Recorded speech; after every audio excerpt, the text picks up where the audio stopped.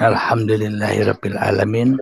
Saya mencoba menjawab apa yang sudah diungkapkan oleh Kang Sera-Sera. Pada intinya semuanya itu wamin anfusikum, semuanya sudah tertera, sudah ada di dalam dirimu. Afala tubsirun, apakah kamu tidak melihatnya? Sebelum alam ini tercipta, para malaikat, setan, iblis, manusia belum tercipta, manusianya masih ada di alam keabadian, di alam ketuhanan. Maka dari itu belum terciptalah Lauh Mahfud, kursi, arsil azim belum ada. Semua itu ada ketika manusianya sudah tercipta. Contoh logikanya begini, dulu ketika kita masih bayi, masih anak-anak, kita tidak tahu apa-apa. Ketika datang detik-detik akil balik, kita merasa tahu apa-apa. Kita mendengar dongeng-dongeng, ada arsil azim, kursinya Allah, ada neraka, ada surga, semuanya itu dongeng-dongeng masa lalu. Maknanya manusia masih membayang-bayangkan dengan imajinasinya, dengan halusinasinya, sehingga alam-alam itu goib, hanya diterka-terka oleh manusia saja. Karena manusianya tidak mungkin tahu, dan memang manusia tidak akan pernah tahu. Hanya Allah yang tahu rahasia manusia, dan hanya Allah yang tahu rahasia dirinya sendiri. Araftu Rabbi bi Rabbi. Aku mengenal Tuhanku dengan Tuhanku. Bila manusianya masih menjadi Tuhan, tak akan pernah bisa mengenal Tuhannya. Bila manusianya kembali kepada Tuhannya, maka selesailah urusannya. Maka manusianya akan hidup berbahagia di sisi Tuhannya. Yang dimaksud Nur Muhammad Nur Muhammad itu apa yang dibutuhkan oleh manusia yang akan diciptakan Allah sudah ada sebelum manusia itu ada. Jadi alam semesta ini beras, buah-buahan, sayur mayur, air yang kita butuhkan di saat kita terlahir ke dunia itu lebih ada daripada adanya diri kita sendiri. Itulah yang dimaksud Nur Muhammad. Nur Muhammad itu ada dulu sebelum manusia ada. Ketika manusia sudah terlahir, baru manusia bisa menikmati Nur Muhammad itu, bisa menikmati yang ada. Jadi tidak harus cari-cari dulu. Kenapa? Semuanya sudah tersedia. Tersedia bagi tamu-tamunya Allah.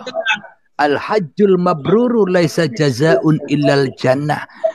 Ketika manusia masih bayi, kullu mauludin yuladu alal fitrah, manusia masih suci, bersih dari pengakuan bahwa hidup dan badan ini sebagai miliknya.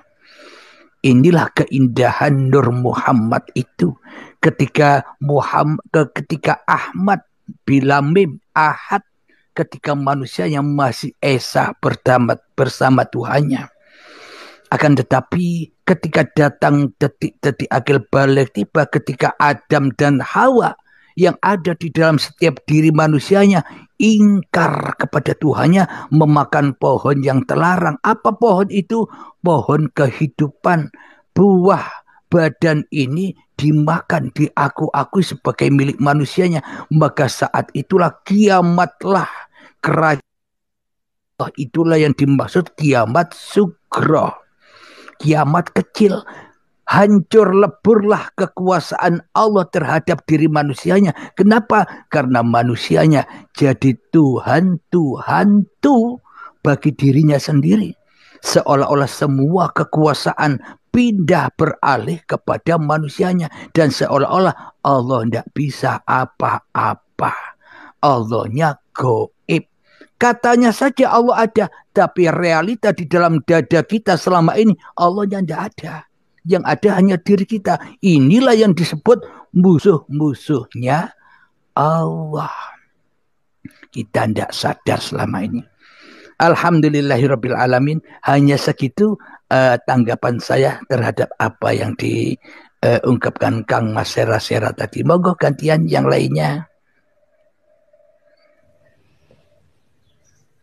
Assalamualaikum warahmatullahi wabarakatuh. Waalaikumsalam warahmatullahi wabarakatuh.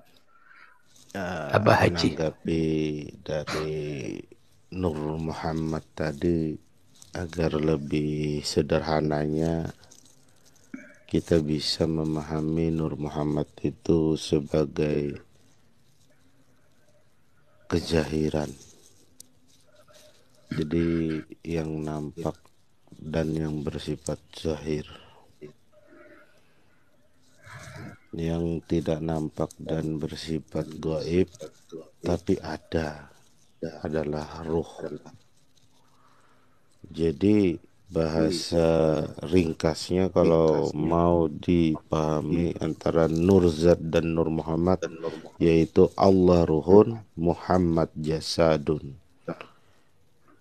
Jadi inilah yang akan menjadi segala kalimat tauhid dan yang mempunyai syahadat Rasul dan syahadat tauhid itu sendiri.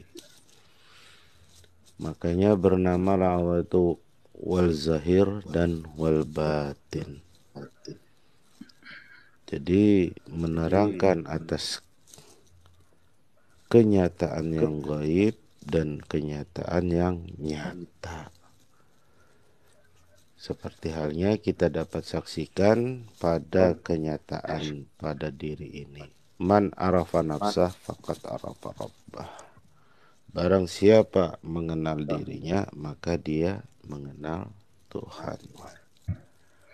Nah, oleh sebab itulah dikarenakan Allah ruhun dan Muhammad jasadun, maka disitulah kesadaran kita bergantung. Kita tidak punya apa-apa. Yang mempunyai daya dan upaya, yang mempunyai dayanya adalah ruh dan yang mengupayakannya adalah jasad. Kesadaran kita bergantung di situ. Disebut dengan jiwa. Maka sangat bodohlah apabila kita mengatakan bahwa segala sesuatu ini adalah atas kuasaku. Namun kalau sudah menyaksikan kenyataan ini semua, tiada lain dan tiada bukan segala sesuatu itu adalah kenyataannya itu sendiri. Arabtu Rabbi bi Rabbi. Artinya apa? Yang mana ruh memuji jasad, jasad memuji ruh. Arabtu Rabbi bi Rabbi. Kalau kita mengatakan jasad ini adalah ketentuan dan kenyataan kita, kapan kita buat, dan bagaimana juga jasad ini bisa bergerak kalau tanpa adanya ruh. Maka ini yang benar-benar harus disaksikan atau dalam kata lain adalah disadari bagi setiap insan di muka bumi. Bahwa tanpa adanya ruh dan jasad, maka kita tidak akan mampu, kita tidak akan bisa berbuat apa-apa. La haula wa la quwata illa billah. Seperti itu aja sih. Makasih. Alhamdulillahirabbil alamin. Ayo kajian Bu Yasmin. Suku indah pemaparannya Kang Mas. Alhamdulillah.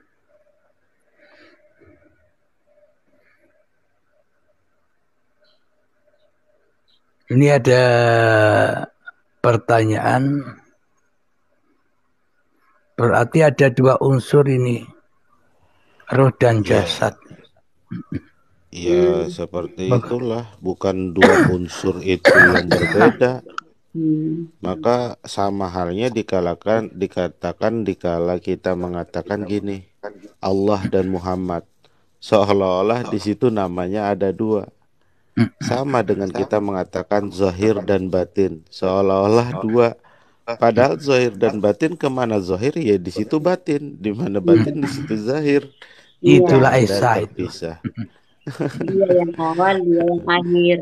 Iya, jadi kalau kita melihat dari arti, ya tentu seolah-olah nama itu mempunyai dua Ya, wujud, dua perwujudan. Iya. Kalau secara arti, Iya, Tapi kalau secara kenyataannya sekarang saya mau tanya, apakah ruhnya di sana, jasadnya di sini bisa terpisah terbagi dua? Kan tidak, karena bisa. dia meliputi sekalian alam.